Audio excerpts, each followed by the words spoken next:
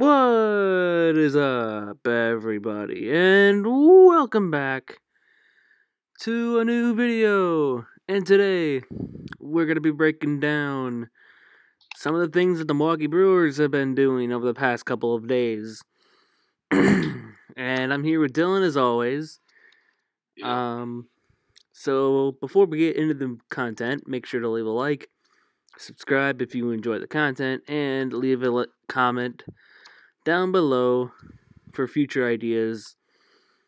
So let's get right into the news. So 2 days ago or a day ago or whatever, the Milwaukee Brewers and the Tampa Bay Rays have agreed to a deal that sent Willy Adames and Trevor Richards to the Milwaukee Brewers in exchange for relievers J.P. Feyereisen and Drew Rasmussen. My first initial reactions was, why?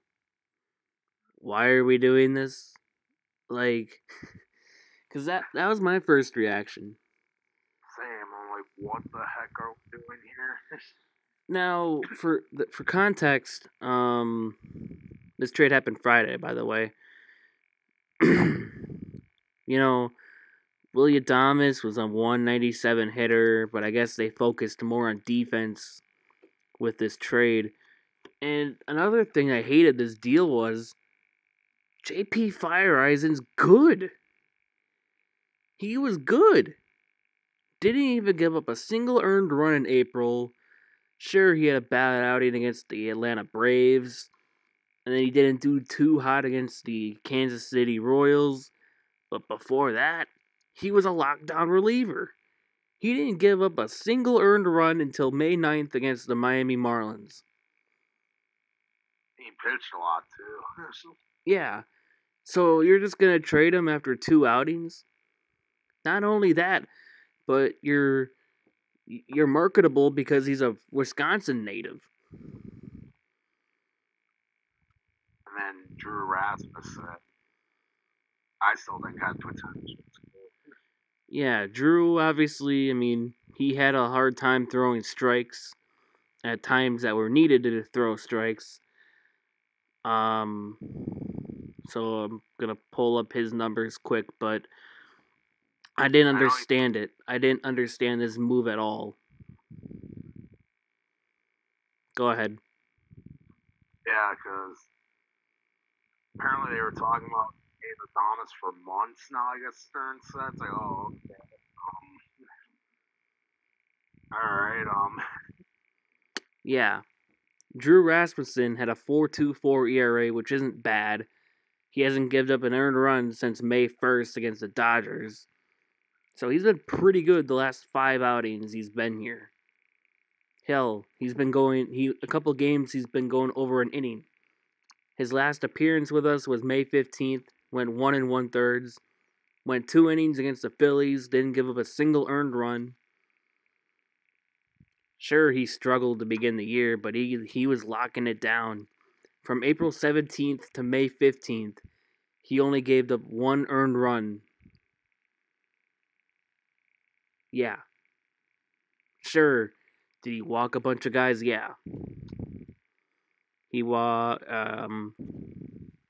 He had a decent amount of walks, which was alarming, but still was able to get out of those jams. I didn't understand it. Because it's like, why are you trading 2 bullpen arms when that's a weak point right now? For Trevor Richards, who's doesn't even look that great. He had like a 4.3 something ERA. I gotta look that up now. But I know his ERA wasn't that great. So I'm like, why are we doing this? yeah, we had Adames. We need hitters. I was looking for a first baseman. That was my point too. And also, didn't you trade Orlando Arcia to the Braves, guaranteeing that Luis Arias is now going to be the everyday shortstop? But now, I get it. I understand, okay? Now, he struggles defensively. Okay, I understand that. I understand it. Defense wins championships sometimes, unless you have horrible pitching, which we don't. But Arias, can you play him at third? Maybe. Didn't they experiment with that? I don't know if they experimented with that. Did they do that today? No, he was a second base. Oh yeah, that gave Wong the night off because I think he got hurt. So I guess I also saw a report that he might be just like a platoon guy who could play multiple positions. But it's like, so you traded Trent Grisham for a platoon bat. Yeah. Okay. Yeah, I like Trent Grisham too, but it's whatever about that one. That's for a different discussion. So you give up on Arias after a month and a half. He's only 23. Okay, I get it. He might be a little too young yet. I mean, he might not be ready defensively, but I think he could potentially work out at third base. Travis Shaw hasn't done anything in a long time. He's struggled at the plate. He's hitting 203, so try to maybe put him at first. Put Arias at third. I don't know if that's a really good idea, but Arias has the arm for third baseman. He definitely has the arm, but he's made fielding errors. And I think if you put him at third base, that might be a little bit better distance-wise so he can make an accurate throw. I don't know, but he had a home run tonight against the Reds. Solo bomb. So that's good to see. But yeah. Anyway, moving on to Willy Adames, who's actually a part of the deal, not Arias. He had a hit tonight. He went 1 for 3. He even got walked one time. So that's good to see. But this year with the Rays, he was hitting 197, but apparently he's hitting like 297 on the road, which is a very good thing to see. He lives up to potential what he could be. He would be a really good bat in the lineup, but I just don't think it was a position that we really needed, though. That's the thing. We need a first baseman, that's for sure. Yeah, but I could see defense being the argument here for why they made this move. They might play Adames and Luis together. I don't even know. Yeah, they're on the go all in on elite defensive guys with deep playoff experience, as we've seen with them getting Jackie Bradley Jr., Colton Wong, and then obviously now with Willy Adames. Obviously, we also got Lorenzo Cain as well. Yeah. JBJ has been doing absolutely nothing lately offensively, but he's elite defensively. They seem to be going in on the elite defensive guys with deep playoff experience, hoping that they'll bring a solid bat. I mean, hey, JBJ's on a 3-game hitting streak. That's good to see. I just clicked on his name here on Yahoo. I'm like, oh, he's got a hitting streak going. Okay. That seems to be where the Brewers are going this year from what I'm seeing. All in on elite defensively, which is good. But you gotta be able to hit too. That's what scores runs, and that's how you win games. Yeah. Not hit, not gonna win, no matter who you got pitching or out there on the field. NBA is when defense wins championships. MLB, defense helps, but offense wins championships. Offense and great pitching. Great starting pitching, I should say. Yeah, all around. You could have a crappy bullpen, as the Nationals proved in 2019, and still win a World Series. Yeah. I don't know. I mean, I guess here's why I don't hate it, because it's not a rental. Adames has club control till 2025. I believe Richards does too until 2025.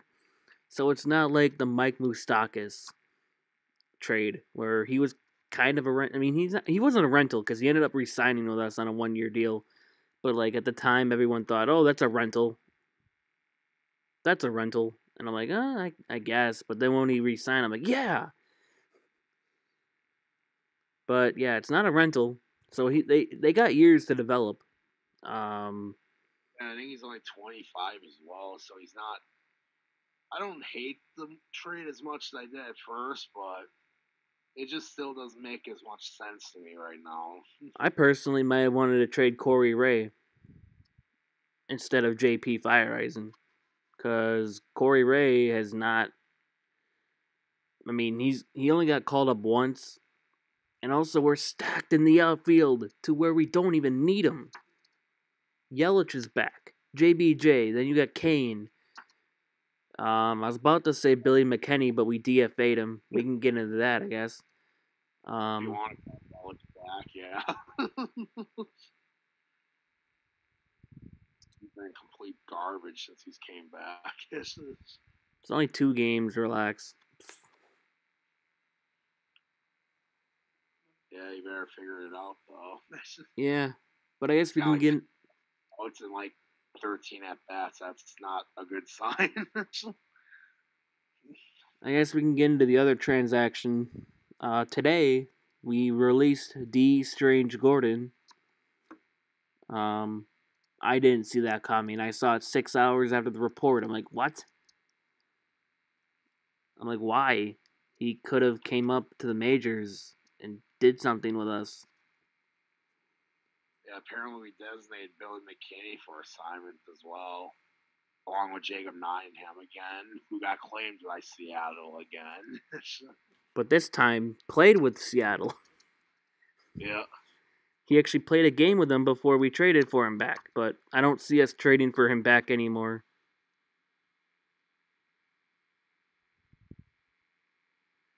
I don't see it. I think he's going to be like, well, you guys designated me again. And also, he's playing first base.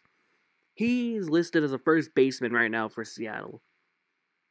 You know what we could have used? A first baseman, and he's actually got power.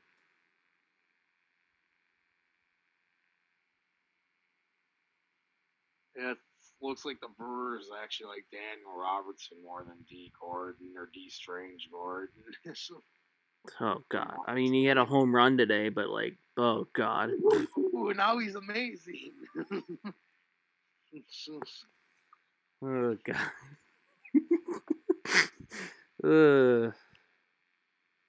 Nottingham, I miss him. He's good, but he's not been very good, though, other than like that. I'm gonna miss Nottingham. That's for sure. But yeah, I think that's gonna do it. So make sure to leave a like, subscribe for more content. We'll see you next time. Peace.